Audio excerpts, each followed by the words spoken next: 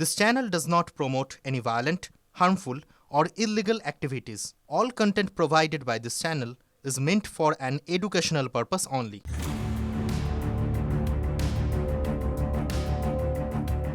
Cost কে cost দিয়েই beat করো with great eastern trading companies cost to cost offer. Cost to cost মানে সমস্ত টপ ব্র্যান্ডের TV, fridge, AC, washing machine একদম কস্ট প্রাইসে, সাথে 0% ডাউন পেমেন্ট, 2 EMIs অফ আর 36 মান্থস EMI। সিরিয়াসলি? হ্যাঁ, সঙ্গে 26,000 টাকা অবধি ক্যাশব্যাকও। রিপাবলিক ডে শপিং এর পারফেক্ট টাইম এটাই boss. Great eastern, we serve you the best. যে খবরের দিকে ধারাবাহিকভাবে নজর রাখছি আমরা, নাবালিকাকে ধর্ষণের অভিযোগে উত্তাল মেখলিগঞ্জের জামালদহ। ধারালো অস্ত্র দেখিয়ে ধর্ষণের অভিযোগ এক 60 ঊর্ধ্ব ব্যক্তির বিরুদ্ধে। ধৃতের নাম এনামুল হক, বয়স 63 বছর। ধৃতের বিরুদ্ধে পক্সো ধারায় মামলা রুজু করা হয়েছে। নাবালিকাকে হুমকিও দেওয়ার অভিযোগ ওই অভিযুক্তের বিরুদ্ধে। জামালদহ ফাঁড়িতে অভিযোগ দায়ের নাবালিকার পরিবারের তরফ থেকে। অভিযুক্তকে গ্রেপ্তার করেছে মেখলিগঞ্জ থানার পুলিশ। অভিযুক্তের কঠোর শাস্তির দাবিতে ফাঁড়িতে বিক্ষোভ দেখান স্থানীয়রা। টায়ার জ্বালিয়ে রাজ্য সড়ক অবরোধ করা হয়, যার জেরে দীর্ঘক্ষণ বন্ধ থাকে যান চলাচল। বিক্ষোভকারীদের ছোড়া পাথরে আহত হন মেখলিগঞ্জ থানার ওসি মোহাম্মদ শাহবাজ। এরপরেই চলে পুলিশের লাঠিচার্জ। মুহূর্তের মধ্যেই ছত্রভঙ্গ হয়ে পড়েন অবরোধকারীরা। বেশ কয়েকজনকে আটক করে নিয়ে যায় মেখলিগঞ্জ থানার পুলিশ। মাথা ভাঙার অতিরিক্ত পুলিশ সুপারের নেতৃত্বে চলে টহল। নাবালিকা ধর্ষণের ঘটনায় আজ 12 ঘন্টা বন্ধের ডাক জামালদহ সচেতন নাগরিক মঞ্চের তরফ থেকে।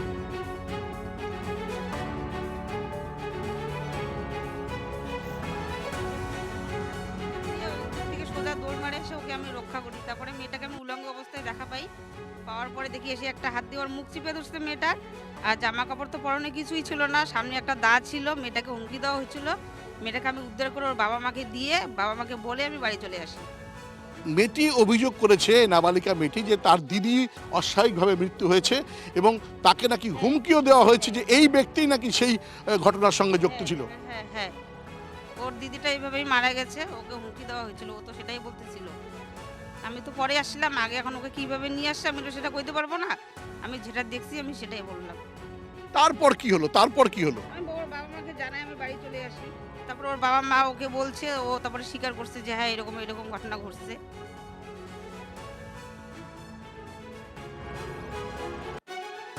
আমরা মেখলিগঞ্জের খবরের দিকে নজর রাখছি। নাবালিকাকে ধর্ষণের অভিযোগে উত্তাল হয়েছে মেখলিগঞ্জের জামালদহ। ধারালো অস্ত্র দেখিয়ে ধর্ষণের অভিযোগ 60 ঊর্ধ্ব এক ব্যক্তির বিরুদ্ধে। সুমন আমাদের সঙ্গে রয়েছেন, আমাদের সহকর্মী সুমন একেবারে স্পটে পৌঁছে গেছে।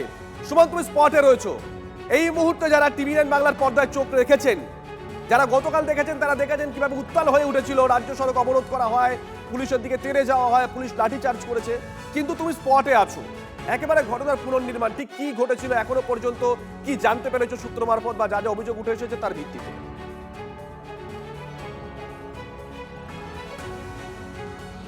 দেখো, যেখানে রয়েছি এই জায়গাটা কিন্তু একটা জঙ্গলের মতোই, বেশ একটু ঘন জঙ্গল না হলেও একটু জঙ্গল, এবং এই জায়গাটা আশপাশের থেকে কিন্তু অনেকটাই নিচু। আর এরই সুযোগে এই জায়গাতেই কিন্তু নিয়ে আসা হয়েছিল সেই নাবালিকাকে। এবং নাবালিকাকে নিয়ে এসে আমি চিত্র সাংবাদিক প্রসেনজিৎকে বলবো এই জায়গাটা একটু ক্লোজ করে দেখাতে, যে এই যে সামনে যে একটু পরিষ্কার জায়গা রয়েছে, এই জায়গাতেই কিন্তু তাকে উলঙ্গ অবস্থায় পাওয়া গিয়েছিল। আর সেটা দেখতে পেয়েছিলেন পাশেরই এক ভদ্রমহিলা, এবং সেখানে ছিলেন সেই অভিযুক্ত এনামুল হক। তাকে যখন তিনি দেখে ফেলেন তখন তিনি ভুল স্বীকার করার চেষ্টা করেন, এবং তার সঙ্গে ছিল ধারালো একটি দা, এবং সেই ধারালো দা দিয়ে কিন্তু তখন এই গাছগুলো, এই যে দেখো এই যে গাছ, এই গাছগুলো কিন্তু কেটে তিনি প্রমাণ করার চেষ্টা করেন যে তিনি এখানে এসছেন গাছ কাটতে। আমি আশেপাশের আরও একটু ছবি দেখাবো। এদিকে দেখো, চারদিকেই কিন্তু দেখা যাচ্ছে এই জায়গাটা কিন্তু অনেকটাই ঢালু। দেখো পাশেই কিন্তু মাটি অনেক উঁচু রয়েছে, ফলে চারদিকটাই কিন্তু উঁচু। আর এই যে জায়গা, এই জায়গাটা কিন্তু অনেকটাই নিচু, ফলে এখানকার পরিবেশগত যে সুবিধা রয়েছে, যে আশপাশ থেকে কেউ দেখতে পারবে না এই জঙ্গলের মধ্যে এলে, এটাই কিন্তু এখানেই কিন্তু সেই ঘটনাটা ঘটানো হয়েছে। আরও যেটা অভিযোগ, কিছুক্ষণ আগে আমাদের দর্শকদের যেটা আমরা দেখালাম, যে তার দিদিও কিন্তু অস্বাভাবিক মৃত্যু হয়েছে, এবং গতকালকের আগের দিন, অর্থাৎ যেদিন এই ঘটনা ঘটে, যখন চিৎকার চেঁচামেচি শুরু হয়, তারপরে কিন্তু তিনি শাসিয়েছিলেন ধারালো অস্ত্র দেখিয়ে যে তোর দিদিকেও একই অবস্থা করেছি, এবং তোরও কিন্তু এই একই অবস্থা হবে। অর্থাৎ একে কিন্তু মেরে ফেলার মতো একটা ঘটনা বা একটা চক্রান্ত কিন্তু হয়েছিল। পাশের বাড়ির ভদ্রমহিলা এসে যদি তিনি এখানে না উপস্থিত হতেন তাহলে কিন্তু একটা বড়সড় ঘটনা ঘটলেও ঘটতে পারত। ফলে এই যে জায়গা যেটা আমরা আমাদের দর্শকদেরকে আরও একবার দেখাচ্ছি, দেখো চারিদিক উঁচু আর তার পথে মাঝখানে কিন্তু এই জায়গাটা নিচু। ফলে এখানে কোনো কিছু ঘটনা ঘটলে আশপাশ থেকে কিন্তু কেউ দেখতেও পারবে না। আর এখান থেকে এই ঢিল ছোড়া দূরত্বেই কিন্তু রয়েছে সেই অভিযুক্তর বাড়ি। আমি অভিযুক্তের বাড়িটাও একটু ক্লোজ করে দেখানোর চেষ্টা করব, যেখান থেকে যদিও এটা দেখা যাচ্ছে না, এই জঙ্গলের জন্য কিন্তু আটকে রয়েছে। এর ঠিক পাশেই রয়েছে কিন্তু অভিযুক্তর বাড়ি। আমরা সকালে অভিযুক্তদের বাড়িতে গিয়েছিলাম এবং সেখানে গিয়ে দেখেছি বাড়িঘর কিন্তু বন্ধ, কেউ নেই। আর এর থেকে ঢিলছোড়া দূরত্বে রয়েছে নাবালিকা তার বাড়ি। এই জায়গাটা কিন্তু জানান দিচ্ছে যে পরিস্থিতিটা গত পরশুদিন এখানে কি হয়েছিল এবং তার পরবর্তীতে গতকালকে যে ঘটনা সেটা সকলেই আমরা জানি। উত্তাল হয়েছিল জামালদা, পথ অবরোধ হয়েছিল, টায়ার জ্বলেছিল, দাবি ছিল একটাই, কারণ দুদিন পেরিয়ে যাওয়ার পর গতকাল কিন্তু গ্রেপ্তার হয়েছে সেই দুষ্কৃতী, সেই অভিযুক্ত, এবং তাকে সাধারণ মানুষের হাতে তুলে দেওয়ার দাবি করেছিল এখানকার এলাকার মানুষ। কিন্তু পুলিশ তাকে নিয়ে সোজা মেকলিগঞ্জে চলে যায়, আর এতেই ক্ষুব্ধ হয়ে ওঠে জনতা। তারপর একের পর এক ঘটনা ঘটেছে। পুলিশ দেখো এই যে ধৃত এনামুল হক, তার বিরুদ্ধে যে অভিযোগটা উঠছে সে নাকি এই নাবালিকার দিদির সঙ্গেও একই ঘটনা ঘটিয়েছিল। তুমিও যে কথা বলছিলে যে রীতিমতন কয়েক বছর আগে নাবালিকার দিদির রহস্য মৃত্যু হয়েছিল, তখন পুলিশ কি ব্যবস্থা নিয়েছিল?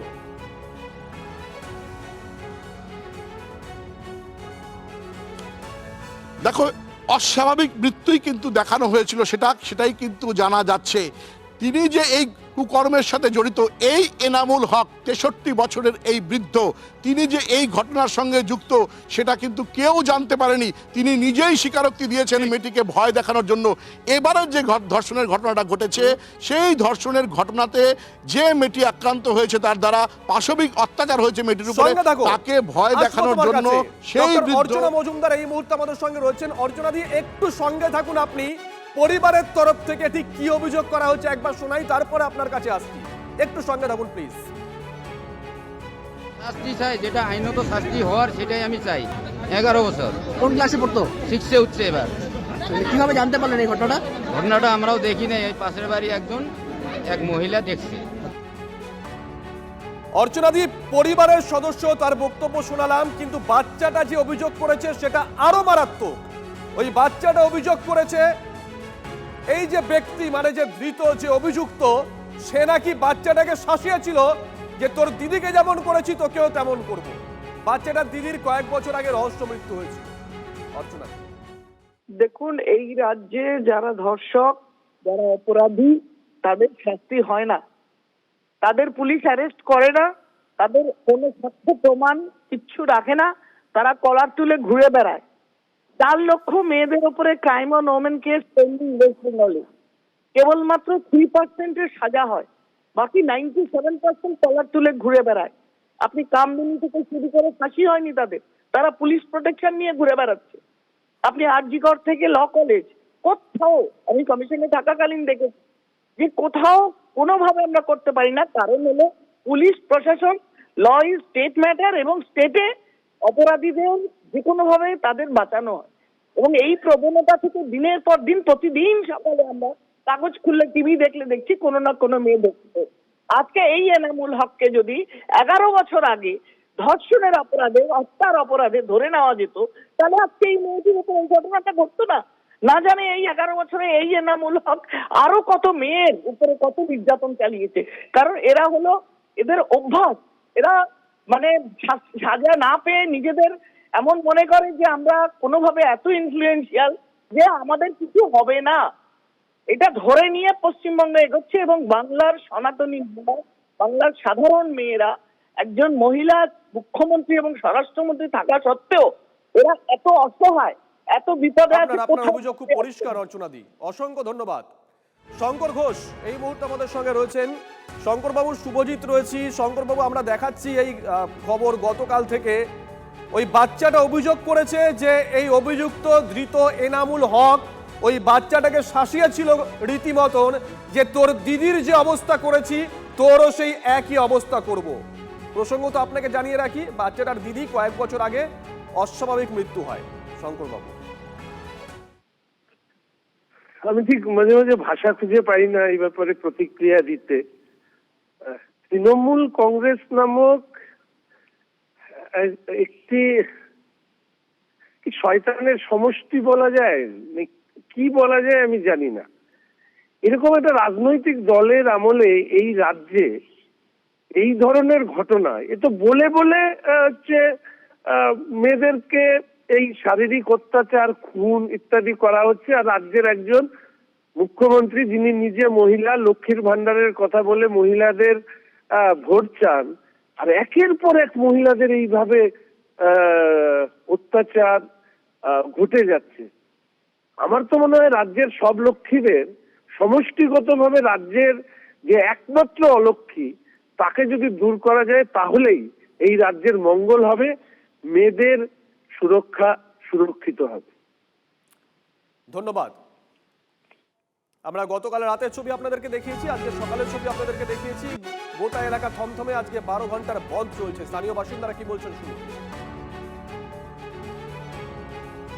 মানুষের মানবিকতা এবং মানবতা কোথায় গিয়ে ঠেকেছে সেটা মানে এরকম একটা জঘন্য অপরাধ দেখলেই বোঝা যাচ্ছে।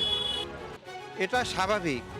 আজকে পশ্চিমবঙ্গের যে পরিস্থিতি, তার মধ্যে আমরা জামালদাবাসী এই ধরনের ঘটনা কামনা করি না, কিন্তু তারপরে আমাদের যে জনরোষ, সেটা তো স্বাভাবিক। সেখানে প্রশাসন সঠিকভাবে মোকাবিলা করলো না।